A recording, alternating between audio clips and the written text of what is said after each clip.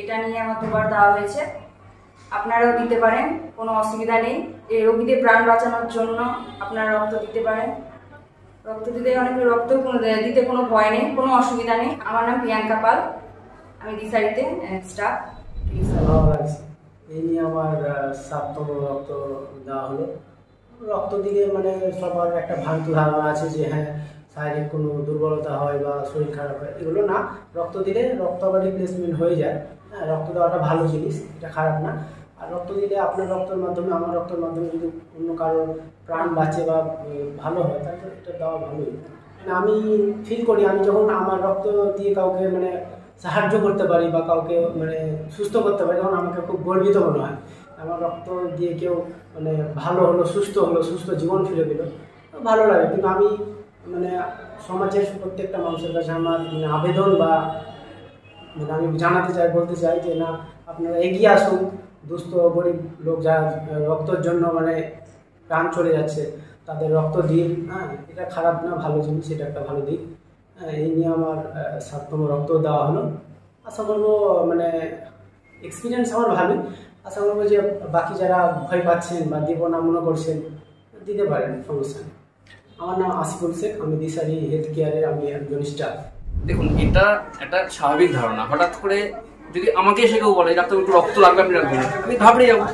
কিন্তু জিনিসটা বুঝতে হবে যে রক্তদান ব্যাপারটা কি। আমরা যখন ইলেকটিভ কোনো অর্গানাইজেশনের মাধ্যমে রক্ত দিচ্ছি, দুটো জিনিস যদি মাথায় রাখি আমাদের ভয়টা কেটে যাবে। একটা হচ্ছে আমার রক্ততে কেউ একজন বাঁচবে, তাহলে এই ফিলিংসটা কাজ করলে কিন্তু তার ভয়টা কেটে যাবে যে আমি রক্ত দিচ্ছি মানে আমার রক্তটা নিয়ে কেউ একজন বাঁচবে।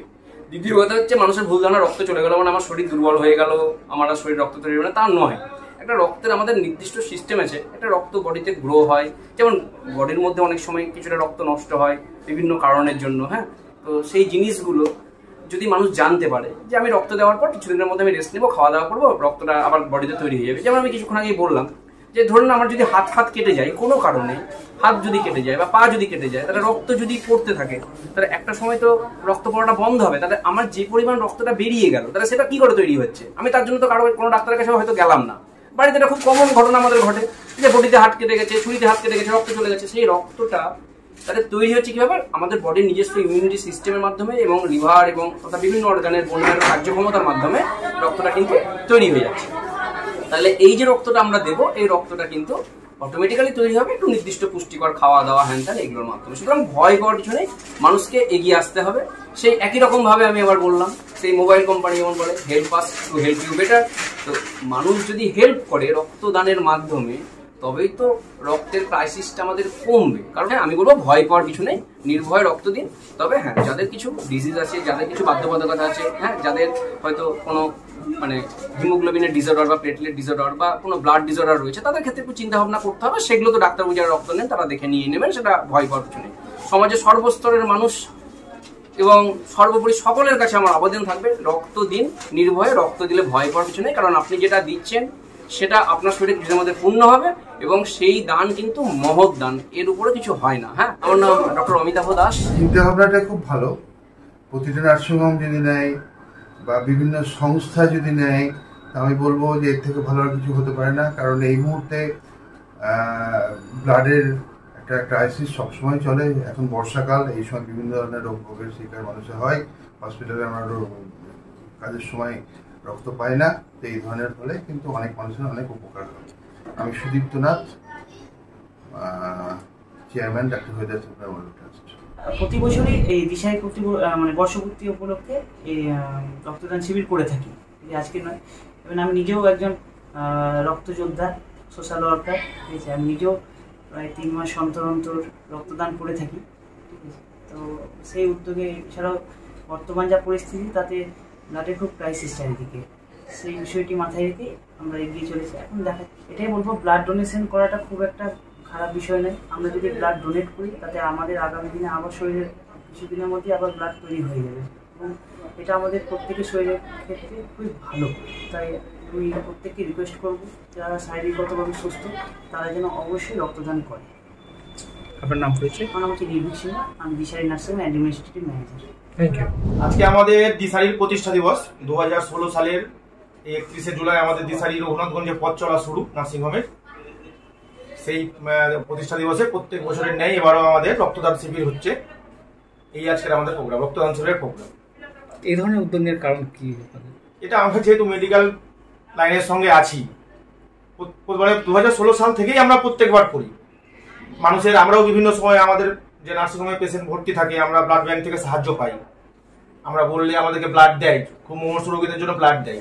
তো আমাদেরও তো একটু কর্তব্য থেকে যায় সমাজের জন্য, তাই আমরা প্রত্যেক বছরই কিছু ব্লাড জঙ্গিপুর ব্লাড ব্যাংকে আমরা দিই, যাতে মানে ওনাদের পাশেও আমরা থাকতে পারি। এটাই হচ্ছে উদ্দেশ্য। ভালো সারা হয়, আমাদের এবারও 100-র কাছাকাছি যাবে, এটা আশা রাখি। মেনলি আমাদের স্টাফরা যারা আছে, স্টাফ ম্যানেজমেন্ট, আমাদের আরো একটা দিশারি আছে, তার বাইরেও কিছু স্বেচ্ছাসেবী সংস্থা বা আমাদের যারা স্টাফদের বন্ধু বান্ধব পরিচিত, মানে একদম জনসাধারণের জন্য মানে খোলা এই ব্লাড ব্যাংক। সবাই এসে এখানে স্বেচ্ছায় রক্ত দিচ্ছে, প্রত্যেকবারই দেয়, এবারও দিচ্ছে।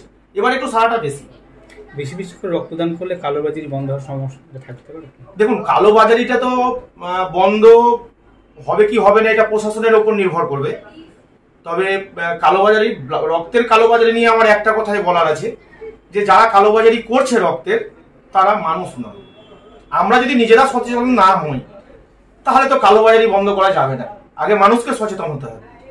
আর আমি এই কালোবাজারি নিয়ে একটা কথা বলবো, যে যারা রক্ত নিয়ে কালোবাজারি করছেন, তারা এটা অন্তত পক্ষে বন্ধ করুন, সমাজের স্বার্থে, দেশের স্বার্থে এবং ভবিষ্যতে নিজের স্বার্থে। কারণ আপনাকেও যে কবে ব্লাড কিনতে হবে না, এটা আপনি জানেন না। কারণ আপনি যদি মানুষের পাশে না থাকেন, আপনার পাশেও মানুষ থাকবে, এটা আমার বিশ্বাস। আমি অলোক কুমার দাস, এই দিশারি নার্সিংহোমের পার্টনার। রিপোর্ট আলোক শিখা নিউজ গ্রুপ। শ্রী লেদার্স শুভ উদ্বোধন 8ই আগস্ট শুক্রবার, ইন্দিরাপুলি, বয়েজ স্কুল রোড, রঘুনাথগঞ্জ। আপনি কি গাছ লাগাতে ভালোবাসেন? বিভিন্ন দেশি বিদেশি ভ্যারাইটিস ফুল এবং ফলের গাছ খোঁজ করছেন? তবে আর দেরি না করে চলে আসুন মা মিনতি নার্সারি এবং বোটানিক্যাল গার্ডেনে। পরিচালনায় সুমনা নাথ। আমাদের ঠিকানা কমল কুমারী দেবী মডেল স্কুল মোড়, রঘুনাথগঞ্জ, মুর্শিদাবাদ। মোবাইল নাম্বার 8348857572 অথবা 9732447572। স্বপ্না কম্পিউটার, যেখানে আপনি পাবেন একই ছাদের তলায় বিভিন্ন নামি দামি branded computer, desktop, laptop, keyboard, printer, সিসিটিভির মতন আরো অনেক কিছু। তাই আর দেরি না করে আজই চলে আসুন আমাদের ঠিকানায়। স্বপ্না কম্পিউটার, রঘুনাথগঞ্জ বাস স্ট্যান্ডের বিপরীতে, মুর্শিদাবাদ। অথবা বিশদে জানতে আজই কল করুন 9735388488 বা 9732844398 এই